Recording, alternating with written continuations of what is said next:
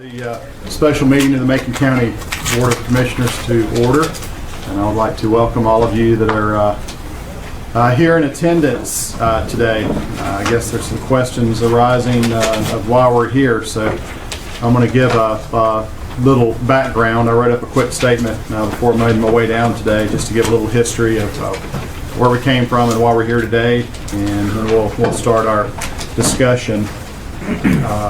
Approximately 2 years ago, we began the due diligence process of studying the needs of Macon Middle School. We hired architects, we hired engineers, we hired financial professionals, we had unanimous support of our Board of Education. We had meetings upon meetings, upon meetings, and finally at our commission meeting earlier this month, we voted unanimously to proceed with the approximately $10 million renovation of Macon Middle School. Following that meeting approximately 2 weeks ago, so between now, a little bit after that time, the Commissioner Young, as our new appointee, his liaison to the school board, called me on my cell, an unexpected call, and he said that he was getting ready to go into his first school facilities meeting with Commissioner Shields, county staff, and I believe some members of our Macon County Board of Education to discuss the upcoming renovation of Macon Middle School. Since Commissioner Shields is a new commissioner, he was just literally getting brought up to speed on what was going to be happening there. Sorry, Commissioner Young. Thank you. Thank you. No, my fault. Commissioner Young expressed to me during that phone call that he was having significant reservations about proceeding ahead with that renovation, and he at that time presented a very quick scenario of a different idea, and then he followed that up with me on the phone call, and he had two questions for me.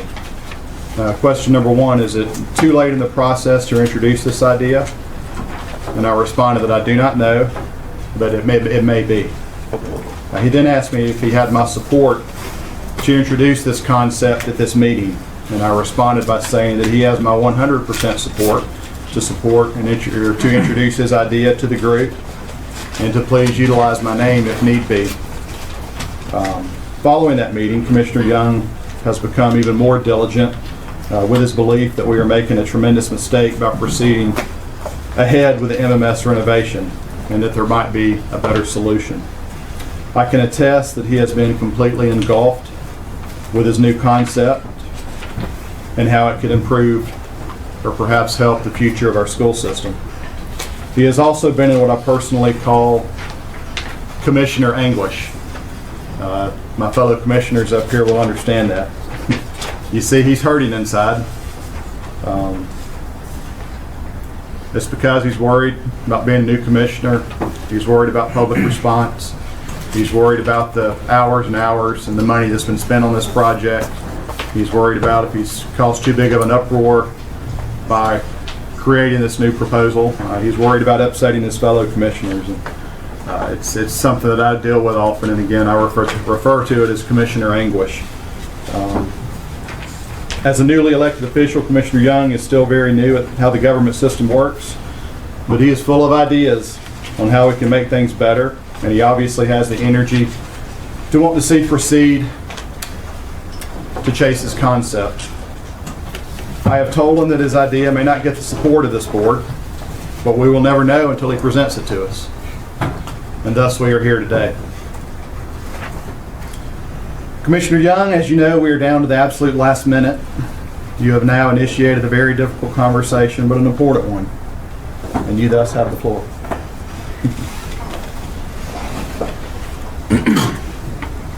Thank you, Chairman Tate. Listen, I really appreciate the opportunity. I appreciate the opportunity you placed on me as liaison, and I haven't taken that lightly. I want to make it clear that I'm not here to undermine any of my fellow commissioners, any of the county staff. There have been people working diligently on this process for years. I mean years, countless hours, and it's not my job to walk in here and play Monday morning quarterback and just, oh yeah, you guys, whatever, listen to what I have to say, my idea is the best. But I feel like if I kept this inside, that I would have regretted it. So I called Mr. Tate and asked, again, if it's too late to start this process, is it something I can still, try to make happen? And he, as you heard him say, go right ahead. So initially, I had some concerns regarding the Macon Middle School renovation. Okay, I was under the assumption that we were going to get a brand new school. We're going to keep the foundation, keep the footprint, brand new school. 40, 45 years, no problem, good to go. And I made a trip out to the middle school. I did some due diligence on with myself. I started talking to our maintenance staff. I started talking to some people in the community, people who know the history behind that building. And I called a liaison meeting to meet with the school board to address my concerns. So I don't mean to sound harsh, but I asked, I said, are we putting a $10.5 million Band-Aid on our middle school? Secondly, once we get done, we're going to have to turn right around and build an outdoor changing facility. We're going to have a $13 million investment at this middle school. I mean, $13 million on a building built in 1974. So I pitched this idea, and believe it or not, listen, I had overwhelming support from the school board. Okay. So I received an email, okay, doing some more due diligence from some of our firm contractors, people who have been involved in this process. And I want to share with you a section of the email. It says here, based on the condition of the roof, the walls, the windows, as well as interior and mechanical systems, MIS, Moisture Intrusion Solutions, strongly recommend replacement of these buildings be considered. While these buildings can be renovated, you essentially would end up with some new components on an old building, and the end result may not be as desired. Cost estimates should be looked into to see what the delta is between major renovation and replacement. Right here. Who's that So, from? this is from Sean Ferris, Chief Operating Officer, Moisture Intrusion Solutions, out of Daytona, Florida. He was a contractor who was Did he hired. come look at the building? I have an email right here with this Did he statement. look at the building? Let me finish this presentation. Right here is his stamp, Did he and look right at the here, building? right here is his I don't stamp. care if you stamped it all over, did he look at the building? It's okay. Let me finish this, and I'll answer all your questions in just a minute. Okay. So Mr. Seeley, the architect, the large contractor, I reached out to him, and he was a fine gentleman. It didn't matter to him. He said, you guys build a new school, if you want to spend $1 million, I don't care. I have nothing to hide. It doesn't matter to me. I said, well, Mark, what's going on? Mr. said, what do we need to do about that? He said, Josh, it takes $30 million to bring that building up to code. $30 million. And I said, okay. I said, he said, I'm willing to work with any budget. Give me $5 million, $10 million, $15 million, we'll make it happen. But he said, there are large problems with that building. He said, Josh, the school doesn't function well. He said, it's not laid out right. It's an old school.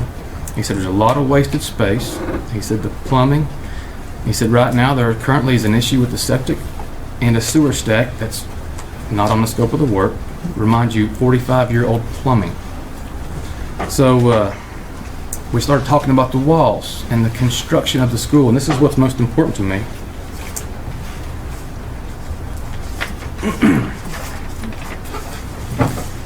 Okay, the exterior walls of the school consist of two widths of masonry. A width of masonry is a continuous vertical section, 1 unit in thickness. Okay, so if you imagine a brick wall, just one layer brick, was it 3 inches, straight up, you have two of those, tied together with some metal reinforcements with some sort of insulation or styrofoam, who knows, some kind of vapor barrier. He says the school has no thermal barrier, so it's almost like a Coke can. Okay, if the inside of the school is cold, the outside is hot, it condenses. It still condenses. It does today. The metal windows, they're rotting out of the school. In this proposal, the renovations they do, they address the metal windows. We're going to change out the windows. But the fact is, there's still a root cause causing the problems at the school. There are large structural issues. And so moving forward, he said he recommended 3 solutions. Okay, a good, a better, and a best solution to seal the exterior of the school. All right, he said the good solution pretty much is like a stucco, more or less. The better solution is a brick veneer. The best solution is literally building a new wall. You dig a footer, you build a wall, you build the whole dang school around the school. We have none of the 3 going into our new school. We decline that. So they have a form, okay? It's a checklist to determine whether to renovate the school or replace the school. He said Macon Middle School literally is right on the fence. He says right on the button. But if you think about today's time, 2021, there are 32 points of entry into that school. Okay, schools today are built vertically, maybe in a linear segment. They go up. Mr. Seeley explained to me that he hasn't built a school less than 3 stories. He can't recall when. So now it's, not only is it outdated, you can raise the point of safety.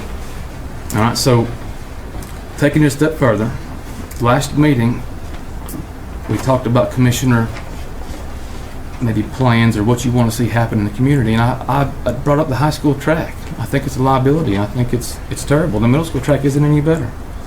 And we had some discussion here with Mr. Beal, Mr. Shields, Mr. Beal and I agree with Mr. Beal. We don't want to put any more money in that track. It's a lost cause. I mean, there's a creek under the track. The DOT turned all the water down on us. I 100% agree.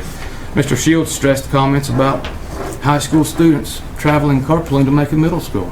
I remember when I was in high school, we used to ride in the back of pickup trucks. I explained to these guys in a meeting that I lost all of the catcher gear one time because the tailgate was open. We were trying to save gas money, or so we thought. The bag falls out. We never found it again. So that's a real problem. So I just shown you a lot of problems. How do we fix this? How do we combat an issue? Does anybody have any ideas? So I got to looking at an aerial, a topography map of the county, and I noticed we have a 14-acre parcel adjoining Macon Middle School. So I reached out to the owner, Mr. Drake, and he was in overwhelming support of if this would, suit the county's needs. He would he'd be honored to let the county acquire this property. So I thought that was really cool of him. So I stepped back, I look at the soccer field, I look at the site as a whole. Okay, we have a 34-acre middle school, a 14-acre new parcel. I mean, there's 48 acres combined with shared facilities. So I want to share with you, I just mentioned a few property sizes. I'm not going to name the parcels or where they are, but right here I'm going to share with you the properties that the county has previously been looking into for the high school, the new high school that we've been talking about for 13 years, maybe longer. But right here there's a 16-acre parcel, a 33-acre parcel, a 27-acre parcel, a 24-acre parcel. The number one was 63 acres in size, but it was along the Georgia Road, and I think there's a lot of opposition there. So the 4 next properties in line are all smaller than our current Macon Middle School. So I step back and I start looking at a plan, and I'm like, wait a minute. What if there's a way we don't displace students? We come down here, we take that $13 million, we build a middle school, we have the discussion. I'm not a school planner. I want you to understand this isn't what I do. But I think it's worth talking about. So I also asked Mark a couple more questions. We talked for a long time. He said, Josh, we talked about school sizes and cost per square foot. He said we need 150 to 155 square foot per high school student.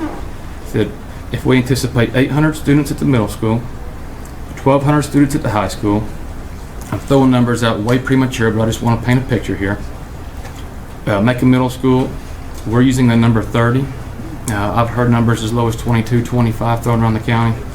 Let's say 30 million middle school. But the high school, at the same calculations, is 55.8 million. So it's on a piece of property that we already own. And I feel like we can start addressing a lot of compounding issues. He referred to the high school as a ticking time bomb. I think we all know that. The high school's in 1964.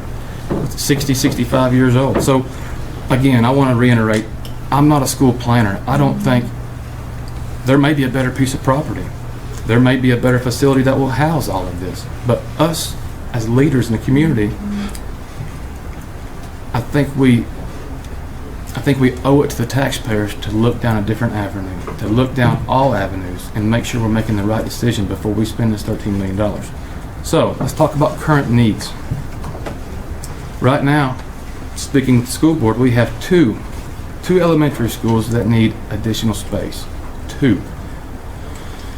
Estimated repairs, I think the numbers came from Derek, correct me if I'm wrong, Derek, for $3.5 million or thereabouts cost per renovation.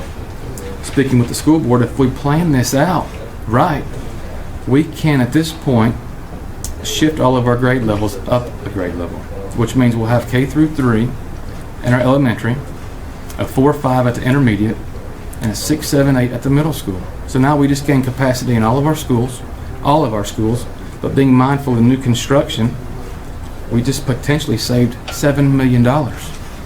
But I don't want to be condescending. There is some wasted money if we don't do renovations. Okay, there's $1 million, probably more than $1 million, and countless time and hours.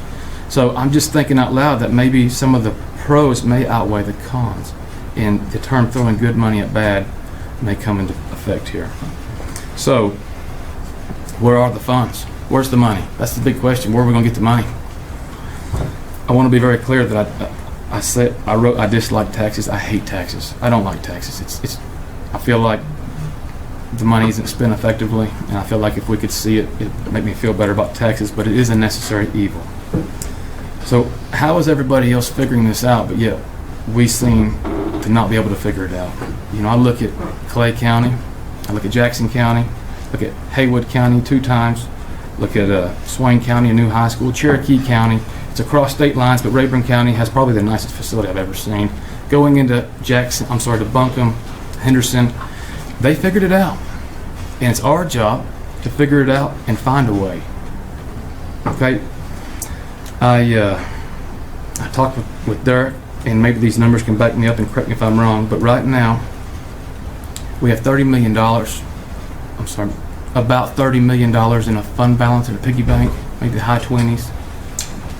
It's about 25 million of unassigned. We have $25 million in a fund balance. So I feel like we can use a combination. Right now, if I'm not speaking out of context, we can use a combination of a bond, a loan, and some of our fund balance, and we will not have to even discuss taxes until 2026. It buys us 5 years.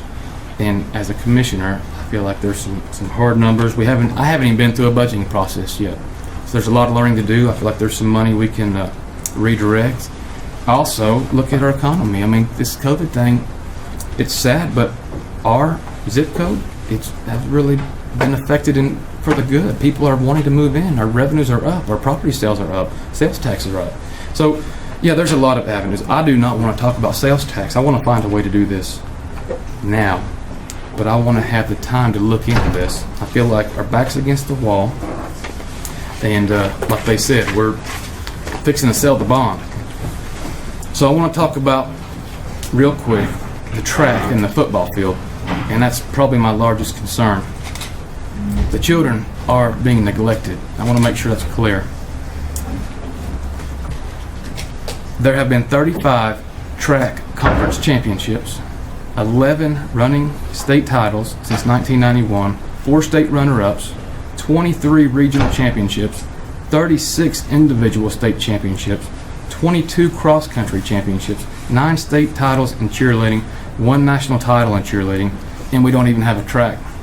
We have a track, but we're talking about tearing it up, and we don't even know what's going to happen, but there's a creek underneath it, so we don't even know. We don't know what's going to happen. But if we step back and come up with a plan, and that's all I'm asking, is to consider a plan. We go to the middle school, we step back, and we come up with a plan. I say the whole board, the whole school board, we can put a committee together. I really don't like the sound of that because I feel like nothing ever happens. We put committees looking at something, it takes 15 years, next thing I know, we don't even need the school anymore. They're all doing it virtual. I don't know. But listen, to keep moving forward on some of these points, I don't want to dwell on the bad, but I think it's important. It's not just a football field, it's an athletic facility. Okay, talking about youth athletics. Okay, the youth gets to use it. The Relay for Life gets to use it on Saturday, on the weekends. The soccer team, the band team, the track and field. Our wrestling program right now trains at the fairgrounds. Our visiting high school students right now, and this will address that if we vote to pass legislation, but right now our visiting high school and middle school students change on the bus. Change on the bus. Okay, so you have a high school baseball game, well, yeah, just gotta do your thing, you know, we're right here when you get ready. So I want to bring up the point, I feel like we're in reaction mode. Okay, we react to a problem when it arises, but we're not proactive. We don't see these problems arising, or I feel like we're kind of lagging in terms of education. So we've had discussion on the high school the past 13 years. Now, I want to be clear, the high school is sentimental to me. It's sentimental to my family, probably most of the board up here. I mean, I played, Mr. Shields especially. I played ball in that high school field. My daddy played ball there. My son has. It's hard. These are hard decisions. But everything has a lifespan. Okay, nothing lasts forever. All right. Just thinking out loud again, I'm not a school planner, but there's a good chance we could, at some point in time after we built the middle school, consider leveling the middle school and building a new high school right there. So that map, I don't know if it's turned the right way. There's a map in front of the podium, the map that's been on the screen. That map shows pictures, okay? It shows a footprint. And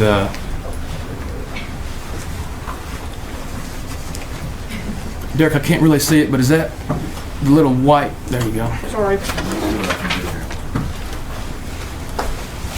So the footprints in the shaded area on top of the new schools or the existing schools, that's a square foot footprint. So I believe for the high school we went 180,000 square feet. Thank you, Paul. Hey, Ken, right here, Joe. There we go. All right, so there we go. So the high school has a 60,000 square foot footprint. We go up 3 elevations. Right now our high school currently has 2. That's the footprint of a 180,000 square foot building on the property. Okay, if you go dead south below the softball field on the potential new property, it's a 40,000 acre square foot facility. Go up 3 stories for 120,000, I'm sorry, it's 40,000 acre square foot footprint, 120,000 square foot building, 3 stories. And right now I think our current facilities are 103,000 square feet. That whole footprint is 103,000 square feet. So again, I don't mean these images to be deceptive. I'm not a planner. I think, again, what I'm asking for is the time, the due diligence to just look into a bigger plan before we keep throwing 10, 12, 15 million dollars at a school that I'm not so confident that these repairs are really going to fix all the needs. That's a lot of the point of this meeting. So to finish up, what are we going to do with the high school? Now we're going to have a big black hole in the heart of Franklin, and nobody wants to see that. All right, we have to consolidate. All right, Union Academy's probably one of the oldest schools we have on the books. There's room. I think we move Union to the high school. We close down the building. Look, we sell the structure. It's old. It's not our job to maintain all these buildings. I think our maintenance is part of the reason we don't have any money right now. Best of my recollection, South Macon cooks the food for Union. They truck all the food in. It's time. That school is it's a free bleeder. Secondly, we moved the school board. We moved the whole building. Maintenance, it all. We move it all. We got to consolidate. We've got buildings everywhere, and so consolidation may help, fund, or maybe we can recapture some revenue. I don't know. Again, I'm just asking that we go down this road and look. So really fast, you're going to hear in just a minute. These documents right here show us that look, we're in a position right now that we risk a losing point or losing a percentage on our interest rate. Okay, we risk losing the percent we're locked in at, or the estimated rate that we have right now. Secondly, we risk a contract with our builders. I mean, it's about to expire. We had 3 bids. The bids came in way below what we thought. We added some more work or some more scope onto that. So I'm sure we could take back off. We could readjust, is what I'm saying. I think it's important that we at least take the time to consider a bigger plan, a bigger picture before we keep throwing money, just, big wounds, Band-Aids on really big wounds. So I asked that we can get together, the school board commissioners. I think the taxpayers would appreciate us taking a step back and just reevaluate. All right. I worry right now if we spend the money on the middle school, we'll hear the numbers in just a minute, but it's 50, 60, 80 million dollar high school. Look, when are we going to fix the track? Like, when are we going to have the money to? Like, when are we going to have the property? We've been looking for this property since 2000. I know 2008, but I've heard a lot longer than that. So once we spend the money on renovations, once we build the new outdoor changing facilities, you can take this plan and throw it out the window. It's gone. We spent the money. It's over with. And that's my urgency. That's why I called this meeting. I had this stuff I wanted to get off my chest. I'm sure, listen, we're going to have some big problems on that plan. Right now, the DOT is actively pursuing a fix to the traffic problem. We have a major traffic problem out there right now. So again, this is a potential plan. It's a staging plan. This isn't going to happen right away. Hopefully it's a 10-year plan. Maybe it's less, maybe it's more. We talk about referendums. Who knows? We could talk about a lot of different scenarios. But it's going to take time for the state, for the county, for everybody to work together on that plan. There's a proposed new access. It comes straight from the roundabout right to the 3 new schools. That will be our 5th point of access. I think we use that to our advantage. Again, I'm sure I've thought about this for weeks. Like I said, I struggle to bring it forward because I don't want to walk in here and act like I'm Mr. Know-It-All, and here I am. But I thought that if I would have held it in, I would have regretted it. I think the taxpayers deserve us looking into this, and all I'm asking from you gentlemen is just to take a deep breath. Let's not cancel our renovations. Let's not postpone them longer than what we feel comfortable.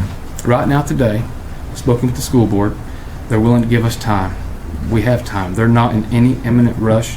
There are big problems, but we're not underwater. They're keeping us afloat. So let's take 6 months. Let's take a small period of time. I think the taxpayers understand if our bonds go up a little bit, or materials go up a little bit, or there's some extra cost, I think they'll step back and say, you know what? They're looking out for us.